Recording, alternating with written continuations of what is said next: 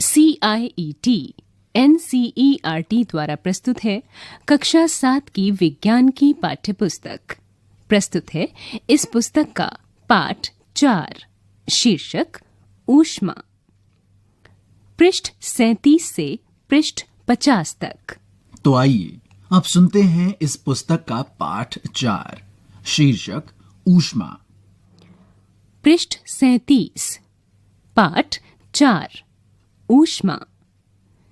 अध्याय 3 में आप पढ़ चुके हैं कि ऊनी वस्त्र जांतव रेशों से बनाए जाते हैं। आप यह भी जानते हैं कि सूती वस्त्र पादप रेशों से बनाए जाते हैं। हम शीतकाल में ऊनी वस्त्र पहनते हैं जो हमें गर्म रखते हैं। जब मौसम गर्म होता है तब हम हल्के रंग के सूती वस्त्र पहनना पसंद करते हैं। ये हमें ठंडक का अनुभव कराते हैं। आप यह जानने के लिए अवश्य ही उत्सुक होंगे कि किसी विशेष ऋतु के लिए विशेष प्रकार के वस्त्र ही क्यों उपयुक्त होते हैं। शीतकाल में आप घर के अंदर ठंड का अनुभव करते हैं। यदि आप बाहर धूप में आ जाएं तो गर्मी का अनुभव करते हैं। ग्रीष्म काल में तो आप घर के अंदर भी गर्मी का अनुभव करते हैं। हम ये कैसे जान पाते हैं कि कोई वस्तु गर्म है अथवा ठंडी? हम कैसे पता लगाते हैं कि कोई वस्तु कितनी गर्म अथवा कितनी ठंडी है? इस अध्याय में हम इसी प्रकार के कुछ प्रश्नों का उत्तर जानने का प्रयास करेंगे। 4.1 गर्म तथा ठंडा। अपने दैनिक जीवन में हम अनेक वस्तुओं के संपर्क में आते हैं। इनमें से कुछ गर्म हैं और कुछ ठंडी। चाय गर्म तथा बर्फ ठंडी होती है। सारणी 4.1 में सामान्य उपयोगी वस्तुओं की सूची दी गई है। इस सूची में कुछ और नाम जोड़िए। इन वस्तुओं को गर्म या ठंडी के रूप में चिन्हित कीजिए। पृष्ठ 37 पर सारणी 4.1 दी गई है, जिसमें गर्म तथा ठंडी वस्तुएं बतानी हैं। इस सारणी को 3 भागों में विभाजित किया गया है। पहले भाग में वस्तुओं का नाम दिया गया है। दूसरे व तीसरे भाग में हमें यह बताना है कि यह वस्तु ठंडी है या शीतल, या गुनगुना है या गर्म। उदाहरण के तौर पर पहली वस्तु आइसक्रीम है। ये ठंडी होती है। वस्तुओं के नाम हैं चाय के प्याले में रखी चम्मच, फलों का रस, तलने के लिए उपयुक्त किसी बर्तन की हथी। यहां पृष्ठ 37 पर अलग से एक लेख दिया गया है। इसमें लिखा है, आपको परामर्श दिया जाता है कि बहुत अधिक गर्म वस्तुओं को ना छुएं। मोमबत्ती की ज्वाला अथवा स्टोव छूते समय सतर्क रहें। हम देखते हैं कि कुछ वस्तुएं ठंडी हैं जबकि कुछ गर्म हैं। आप यह भी जानते हैं कि कुछ वस्तुएं दूसरी वस्तुओं की अपेक्षा अधिक गर्म होती हैं, जबकि कुछ वस्तुएं दूसरों की अपेक्षा अधिक ठंडी होती हैं। हम कैसे ज्ञात करते हैं कि कोई वस्तु दूसरी वस्तु की अपेक्षा अधिक गर्म है? प्रायः हम इसका पता वस्तुओं को स्पर्श करके लगाते हैं, परंतु क्या हमारी स्पर्श इंद्रिय विश्वसनीय है? आइए ज्ञात करें। क्रियाकलाप 4.1। यहाँ पृष्ठ 37 पर चित्र 4.1 के माध्यम से 3 पात्रों में पानी के ताप का अनुभव करना बताया गया है। 3 पात्र अथवा बर्तन लीजिए। इन पर A, B तथा C नामांकित कीजिए, जैसा कि चित्र 4.1 में बताया गया है। पात्र A में ठंडा पानी तथा पात्र B में गर्म पानी लीजिए। कुछ ठंडा और कुछ गर्म पानी मिलाकर पात्र C में डालिए। अब अपने बाएं यानी वाम हाथ को पात्र A में तथा दाहिने यानी दक्षिण हाथ को पात्र B में डालिए। पृष्ठ 38। दोनों हाथों को 2 या 3 मिनट तक पात्रों में डूबा रहने दीजिए। अब दोनों हाथों को एक साथ पात्र C में डुबोइए, जैसा कि चित्र 4.1 में किया गया है। क्या दोनों हाथों को एक जैसा अनुभव होता है? यहाँ अलग से एक वाक्य दिया गया है जिसमें लिखा है, सुनिश्चित कीजिए कि पानी इतना गर्म ना हो कि आपका हाथ जल जाए। बूझो कहता है, मेरा बायां हाथ कहता है कि मग सी में पानी गर्म है तथा दाहिना हाथ उसी पानी को ठंडा बताता है। मैं क्या निष्कर्ष निकालूं? बूझों की उलझन यह दर्शाती है कि यह निश्चय करने के लिए कि कोई वस्तु गर्म है या ठंडी, हम अपनी स्पर्श इंद्रिय पर विश्वास नहीं कर सकते। यह हमें कभी भी धोखा दे सकती है। तब हम यह कैसे ज्ञात करते हैं कि कोई वस्तु वास्तव में कितनी गर्म है? किसी वस्तु की उष्णता यानी गर्मी की विश्वसनीय माप उसके ताप से की जाती है। ताप मापने के लिए उपयोग की जाने वाली युक्ति को तापमापी यानी थर्मामीटर कहते हैं। 4.2 ताप मापन।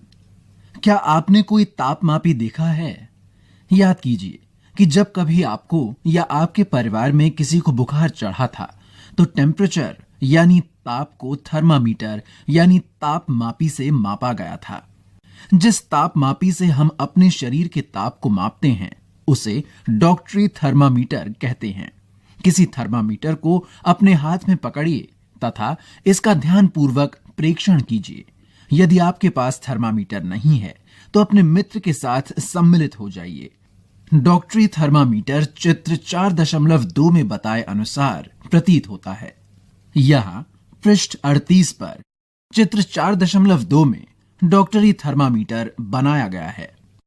डॉक्टरी थर्मामीटर में एक लंबी, बारीक तथा समान व्यास की कांच की नली होती है। इसके एक सिरे पर एक बल्ब होता है। बल्ब में पारा भरा होता है। बल्ब के बाहर नली में पारे की एक पतली चमकीली धारी देखी जा सकती है। यदि पारे की यह धारी आपको न दिखाई दे तो थर्मामीटर को थोड़ा सा घुमाइए जब तक कि आपको उसमें धारी दिखाई न देने लगे। थर्मामीटर पर आपको ताप मापने का एक मापक्रम यानी स्केल भी दिखाई देगा। उपयोग किए जाने वाला यह मापक्रम सेल्सियस स्केल है, जिसे डिग्री सेल्सियस द्वारा बताते हैं। बूझो दुविधा में है कि चित्र 4.2 में दर्शाए 2 मापक्रमों में से वो किसे पढ़े। पहेली ने उसे बताया कि भारत में हमने सेल्सियस स्केल को अपनाया है और हमें इसी स्केल का उपयोग करना चाहिए। दूसरा मापक्रम फ़ारेनहाइट स्केल यानी डिग्री फ़ारेनहाइट है, जिसका परिसर 94 से 108 डिग्री तक है। इसे पहले प्रयोग किया जाता था। डॉक्टरी थर्मामीटर से हम 35 डिग्री सेल्सियस से 42 डिग्री सेल्सियस तक के ताप ही माप सकते हैं। क्रियाकलाप 4.2 थर्मामीटर से ताप मापना। आइए ये सीखें कि थर्मामीटर को कैसे पढ़ा जाता है। सबसे पहले इसके किन्हीं 2 क्रमागत यानी एक के बाद एक बड़े चिन्हों द्वारा निरूपित ताप के अंतर को नोट कीजिए। पृष्ठ 39। इन दोनों चिन्हों के बीच भागों की संख्या यानी छोटे चिन्हों द्वारा दर्शाए गए को नोट कीजिए। मान लीजिए 2 बड़े चिन्हों के बीच 1 डिग्री का अंतर है तथा इन चिन्हों के बीच 5 भाग हैं। तब एक छोटे भाग का मान 1/5 डिग्री सेल्सियस अर्थात 0.2 डिग्री सेल्सियस होगा। उपयोग करने से पहले थर्मामीटर को अच्छी प्रकार धो लीजिए। धोने के लिए किसी पूतिरोधी यानी रोगाणुरोधक घोल का उपयोग करना सुरक्षित रहता है। अब इसे अपने हाथ में कसकर पकड़िए और कुछ झटके दीजिए। झटके देने से पारे का तल नीचे आ जाएगा। सुनिश्चित कीजिए कि ये 35 डिग्री सेल्सियस से नीचे आ गया है। अब थर्मामीटर के बल्ब को अपनी जीभ के नीचे रखिए। 1 मिनट के पश्चात थर्मामीटर को बाहर निकालिए और उसका पाठ्यांक नोट कीजिए। ये आपके शरीर का ताप है। ताप को सदैव इसके मात्रक यानी डिग्री सेल्सियस के साथ व्यक्त करना चाहिए। आपने अपने शरीर का ताप कितना नोट किया? मानव शरीर का सामान्य ताप 37 डिग्री सेल्सियस है। ध्यान दीजिए कि ताप को इसके मात्रक के साथ व्यक्त किया गया है। पहेली ने अपने शरीर का ताप मापा। वो चिंतित हो गई क्योंकि ये ठीक 37 डिग्री सेल्सियस नहीं था। आइए पहेली को विश्वास दिलाएं कि उसके साथ कोई समस्या नहीं है। डॉक्टरी थर्मामीटर उपयोग करने के लिए आवश्यक सावधानियां। थर्मामीटर को उपयोग करने से पहले और उपयोग के पश्चात धोना चाहिए। धोने के लिए किसी पूतिरोधी यानी एंटीसेप्टिक घोल का उपयोग अच्छा रहता है। सुनिश्चित कीजिए कि उपयोग से पहले पारे का तल 35 डिग्री सेल्सियस से नीचे हो। थर्मामीटर को पढ़ते समय पारे का तल दृष्टि रेखा की सीध में होना चाहिए, जैसा कि चित्र 4.3 में बताया गया है। थर्मामीटर का सावधानी पूर्वक उपयोग कीजिए। किसी कठोर वस्तु से टकराने पर यह टूट सकता है। थर्मामीटर का उपयोग करते समय इसे बल्ब से नहीं पकड़ना चाहिए। यहाँ पृष्ठ 39 पर चित्र 4.3 में डॉक्टरी थर्मामीटर को पढ़ने की सही विधि बताई गई है, जिसमें एक लड़की ने थर्मामीटर को पकड़ा हुआ है और वह ताप को जानने का प्रयास कर रही है। क्रियाकलाप 4.3 डॉक्टरी थर्मामीटर की सहायता से अपने कुछ मित्रों कम से कम 10 के शरीर का ताप मापिए। अपने प्रेक्षणों को सारणी 4.2 में अंकित कीजिए।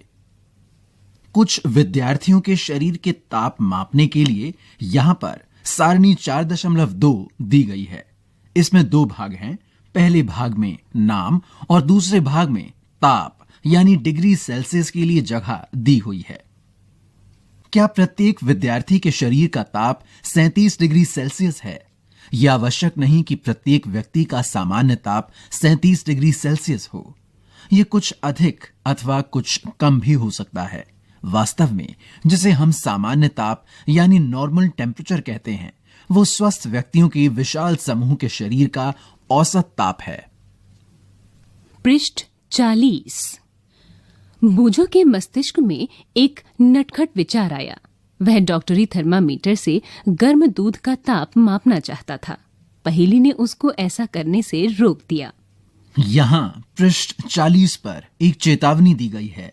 इसमें लिखा है, डॉक्टरी थर्मामीटर का उपयोग मानव शरीर का ताप मापने को छोड़कर किसी अन्य वस्तु का ताप मापने के लिए कभी मत कीजिए। थर्मामीटर को धूप तथा आग के पास रखने से बचाइए। ऐसा करने से ये टूट सकता है। डॉक्टरी थर्मामीटर को केवल मानव शरीर का ताप मापने के लिए ही डिजाइन किया गया है। मानव शरीर का ताप सामान्यतः 35 डिग्री सेल्सियस से कम तथा 42 डिग्री सेल्सियस से अधिक नहीं होता। यही कारण है कि इस थर्मामीटर का परिसर 35 डिग्री सेल्सियस से 42 डिग्री सेल्सियस है। 4.3 प्रयोगशाला तापमापी। हम अन्य वस्तुओं के ताप कैसे मापते हैं? इसके लिए अन्य तापमापी काम में लाते हैं। ऐसा ही एक तापमापी प्रयोगशाला तापमापी है। आपके अध्यापक इस तापमापी को आपको दिखाएंगे। इसे ध्यान से देखिए तथा इससे मापे जा सकने वाले अधिकतम तथा न्यूनतम ताप को नोट कीजिए। प्रयोगशाला तापमापी का परिसर प्रायः 10 डिग्री सेल्सियस से 110 डिग्री सेल्सियस होता है, जैसा कि चित्र 4.4 में बताया गया है। जैसे आपने डॉक्टरी थर्मामीटर में किया था, ठीक उसी प्रकार इस तापमापी के भी किसी सबसे छोटे भाग द्वारा दर्शाए जाने वाले ताप का मान ज्ञात कीजिए। तापमापी द्वारा दर्शाए गए ताप को ठीक ठीक पढ़ने के लिए आपको ताप के इस मान की आवश्यकता होगी। यहाँ पृष्ठ 40 पर प्रयोगशाला तापमापी का एक चित्र 4.4 दिया गया है। साथ ही एक लेख भी दिया गया है, जिसमें लिखा है, विभिन्न प्रयोजनों के लिए विभिन्न प्रकार के तापमापी उपयोग किए जाते हैं। मौसम की रिपोर्ट में दिए गए अधिकतम तथा न्यूनतम तापों की जानकारी देने के लिए अधिकतम न्यूनतम तापमापी का उपयोग किया जाता है। आइए अब जानते हैं कि इस तापमापी का उपयोग कैसे किया जाता है। यहाँ पृष्ठ 40 पर चित्र 4.5 में प्रयोगशाला तापमापी द्वारा जल का ताप मापना बताया गया है। क्रियाकलाप 4.4 किसी बीकर अथवा मग में नल का थोड़ा सा जल लीजिए। तापमापी को जल में इस प्रकार डुबाइए कि उसका बल्ब तो जल में डूबा रहे, लेकिन वो बर्तन की तली अथवा दीवारों को स्पर्श ना करे। तापमापी को जल में ऊर्ध्वाधर रखते हुए इसमें पारे के तल की गति को देखिए, जैसा चित्र 4.5 में बताया गया है। तब तक प्रतीक्षा कीजिए जब तक कि नली में पारे का तल स्थिर न हो जाए। तापमापी का पाठ्यांक नोट कीजिए। ये इस समय जल का ताप है। कक्षा में विभिन्न विद्यार्थियों द्वारा मापे गए जल के ताप की तुलना कीजिए क्या इन मापों में कुछ भिन्नताएं हैं? संभव कारणों पर चर्चा कीजिए। पृष्ठ 41। यहाँ पृष्ठ 41 पर एक लेख दिया गया है। इसमें लिखा है, प्रयोगशाला तापमापी का उपयोग करते समय डॉक्टरी थर्मामीटर का पाठ्यांक लेते समय बरती जाने वाली सभी सावधानियों के अतिरिक्त यहाँ दी गई सावधानी भी बरतनी चाहिए। तापमापी को ऊर्ध्वाधर रखना चाहिए, तिरछा नहीं, जैसा कि चित्र 4.5 में बताया गया है, तथा तापमापी का बल्ब चारों ओर से उस पदार्थ से घिरा होना चाहिए जिसका ताप मापना है। बल्ब बर्तन की दीवारों से नहीं छूना चाहिए।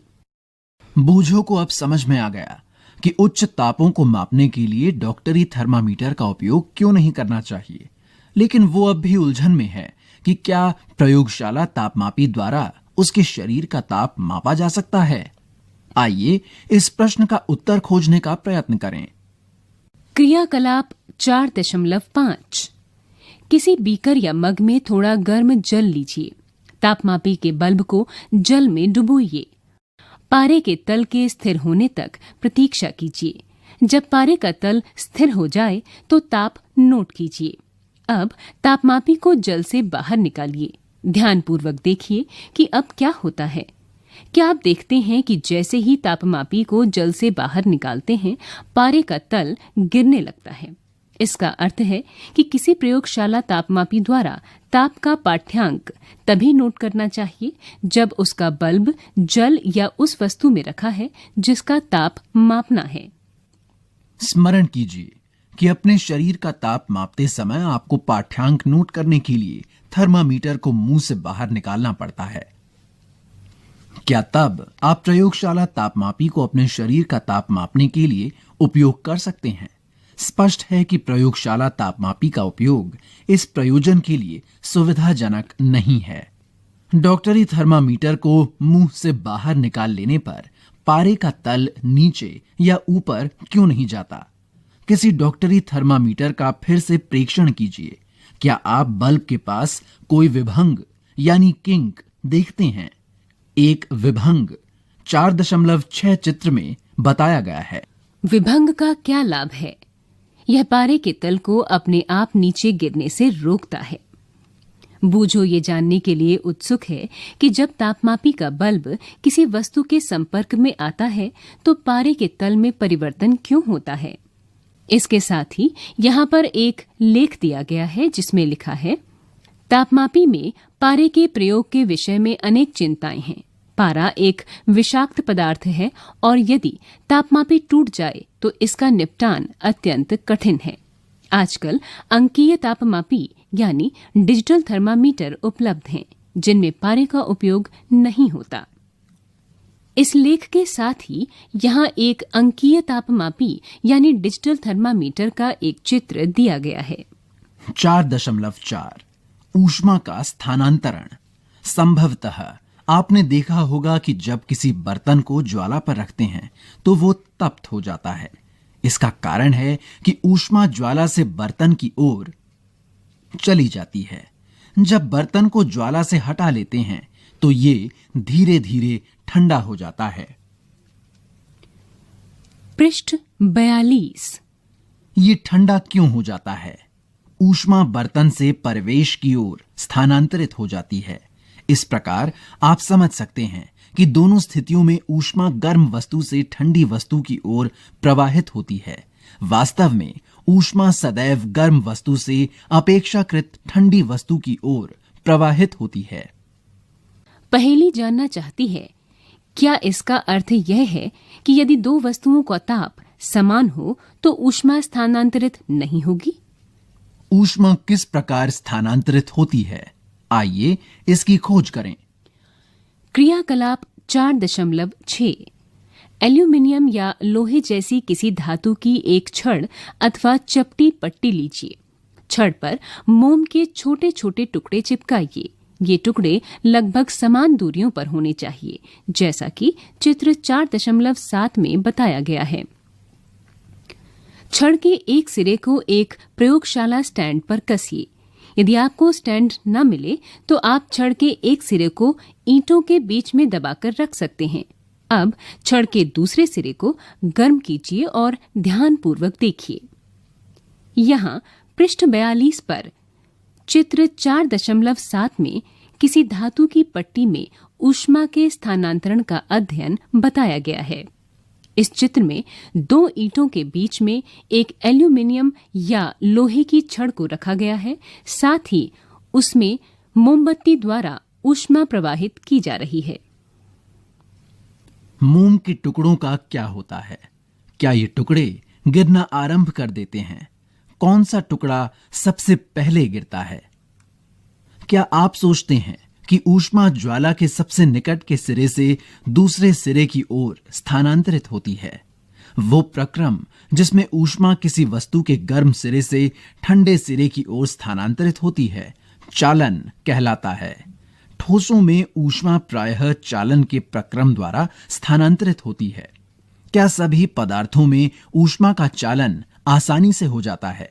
आपने अवश्य देखा होगा कि खाना पकाने के लिए उपयोग किए जाने वाले धातु के बर्तन में प्लास्टिक या लकड़ी की हत्थी लगी होती है। क्या आप किसी तप्त बर्तन को हत्थी से पकड़कर बिना हाथ जलाए उठा सकते हैं?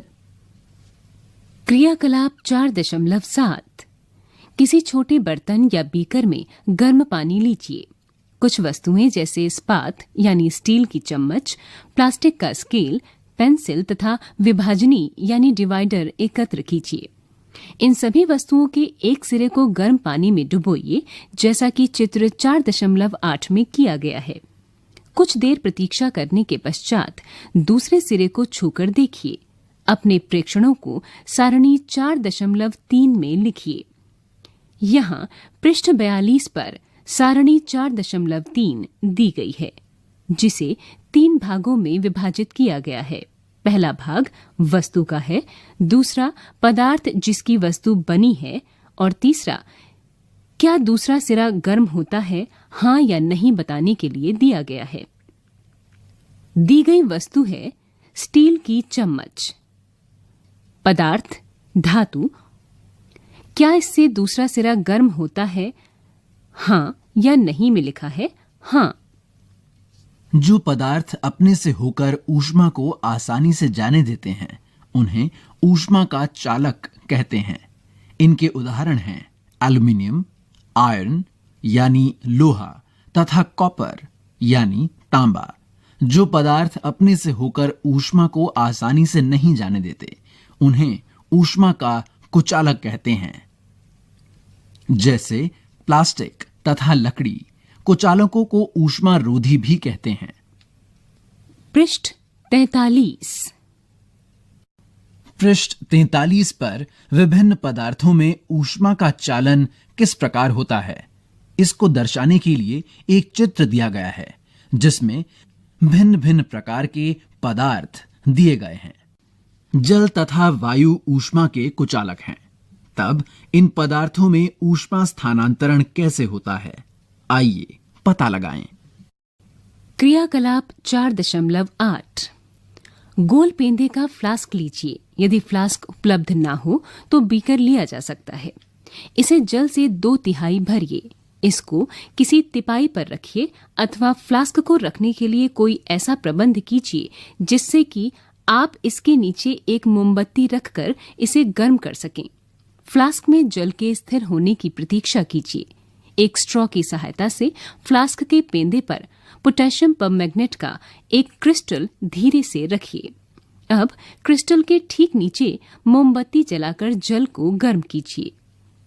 अपने प्रेक्षणों को नोटबुक में लिखिए तथा जो कुछ आप जाने उसका चित्र भी बनाइए। जैसा कि पृष्ठ 43 पर चित्र 4.9 में जल में ऊष्मा का संवहन बताया गया है।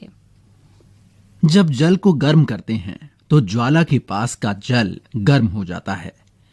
गर्म जल ऊपर उठता है। इस गर्म जल के आसपास का ठंडा जल उसका स्थान लेने के लिए आ जाता है। फिर ये जल भी गर्म होकर ऊपर उठता है तथा आसपास से जल फिर इसके स्थान पर आ जाता है। ये प्रक्रिया तब तक चलती रहती है जब तक कि सारा जल गर्म ना हो जाए।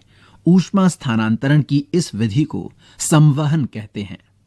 वायु में ऊष्मा का स्थानांतरण किस प्रकार होता है? धुआं किस दिशा में जाता है? ऊष्मा स्रोत के पास की वायु गर्म होकर ऊपर उठती जाती है। इस प्रकार यह वायु भी गर्म हो जाती है और यह प्रक्रिया चलती रहती है।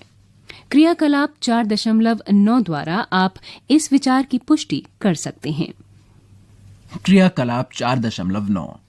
एक मोमबत्ती जलाइए। अपने एक हाथ को ज्वाला के ऊपर तथा दूसरे हाथ को ज्वाला के पार्श्व में रखिए, जैसा कि चित्र 4.10 में बताया गया है। क्या आपके दोनों हाथ समान गर्मी का अनुभव करते हैं? यदि नहीं, तो कौन सा हाथ अधिक गर्म अनुभव करता है? ऐसा क्यों है? पृष्ठ 44। पृष्ठ 44 पर चित्र 4.10 में वायु में ऊष्मा का स्थानांतरण संवहन द्वारा होता है, ये बताया गया है। साथ ही क्रियाकलाप को भी दर्शाया गया है। यहां पर सावधान रहने के लिए एक वाक्य लिखा हुआ है। इसमें लिखा है, सावधान, अपने हाथों को ज्वाला से सुरक्षित दूरी पर रखिए, जिससे कि वे जले नहीं।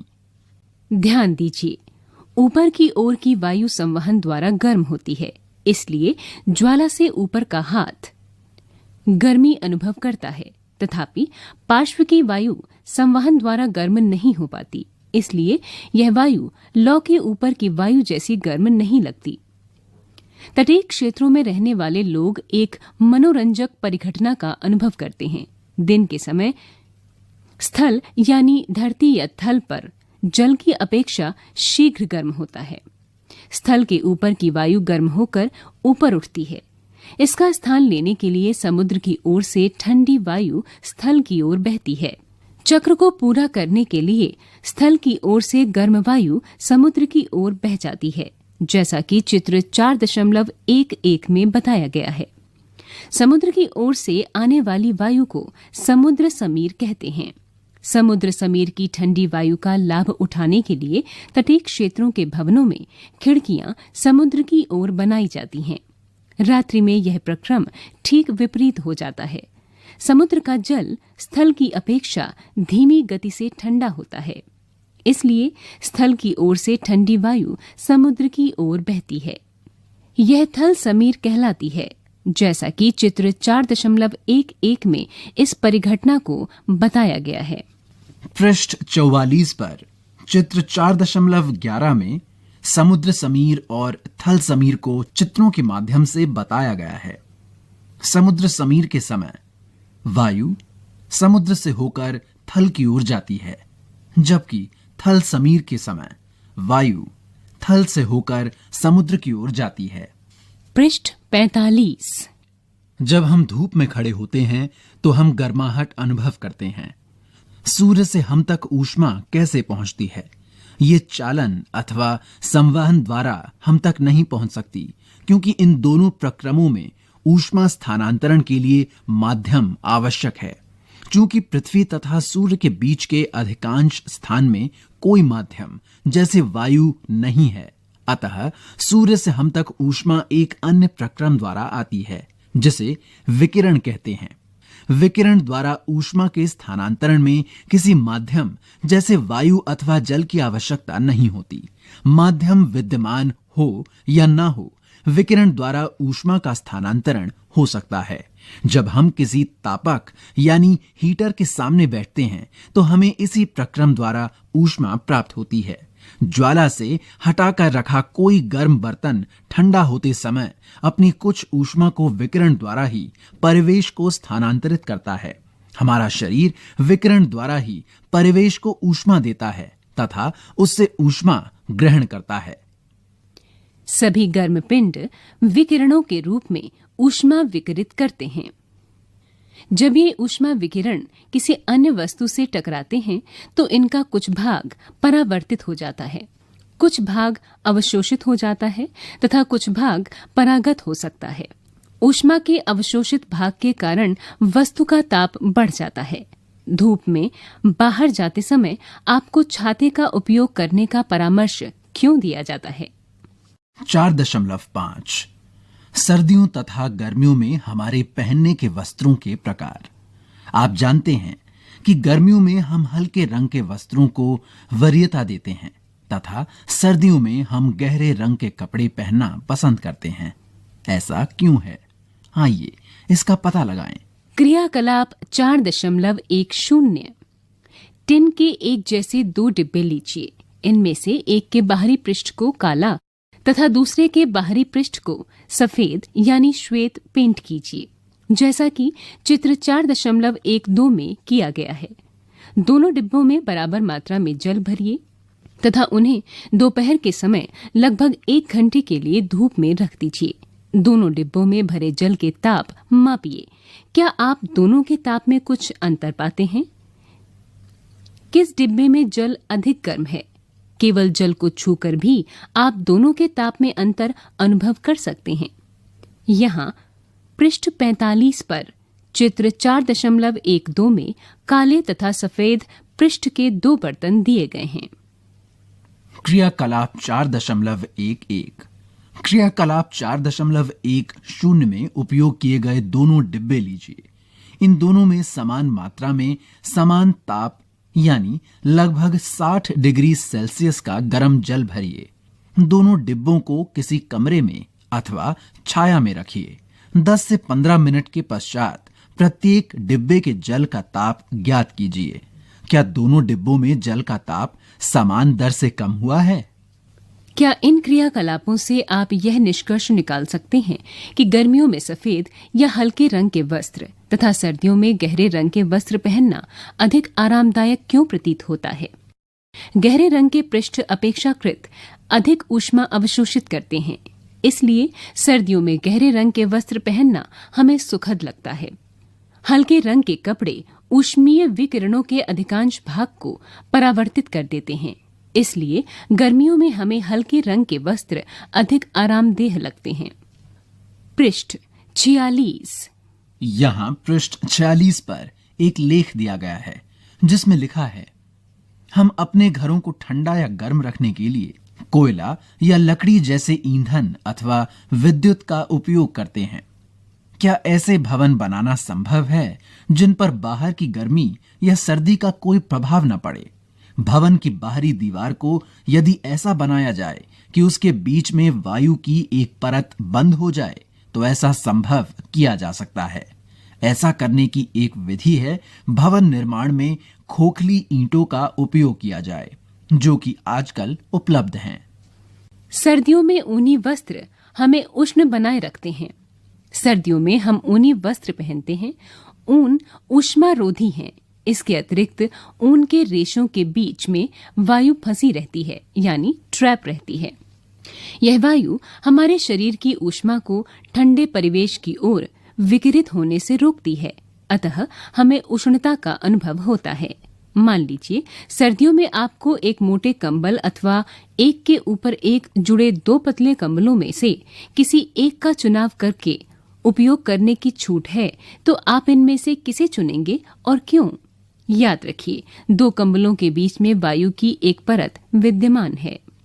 प्रमुख शब्द: सेल्सियस स्केल, चालन, चालक, संवहन, कुचालक, अधिकतम न्यूनतम तापमापी, ऊष्मारोधी, थल समीर, समुद्र समीर, विकिरण, ताप, तापमापी, थर्मामीटर, अंकीय तापमापी।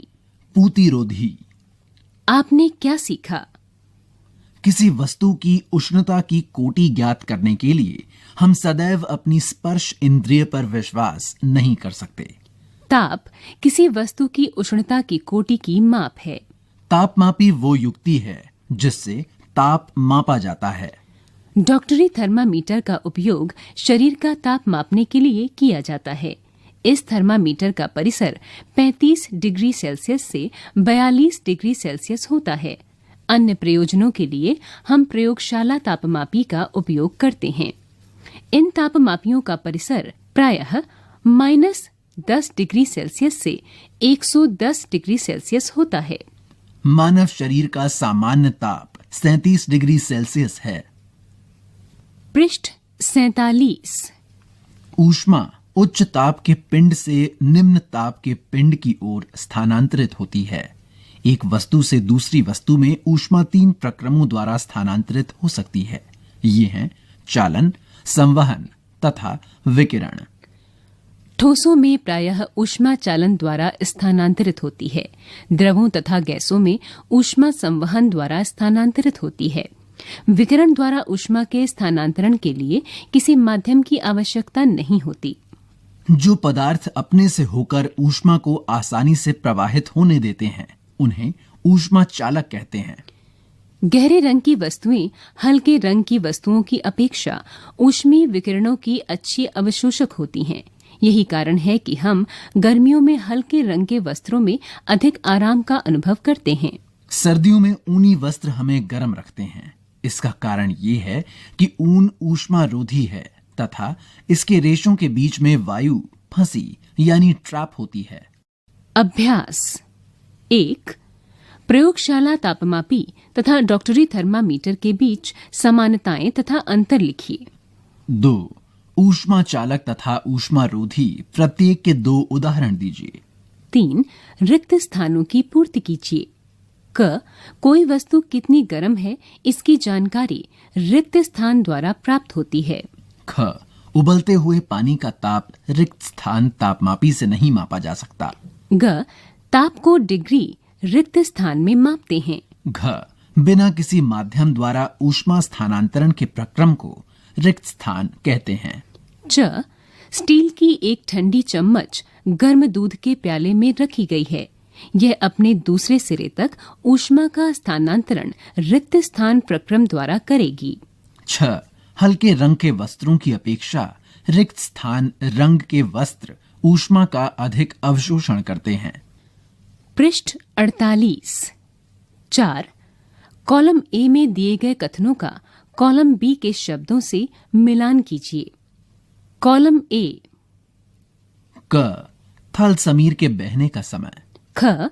समुद्र समीर के बहने का समय। ग। गहरे रंग के कपड़े पसंद करने का समय। घ। हल्के रंग के कपड़े पसंद करने का समय। Column B. 1। गर्मियां।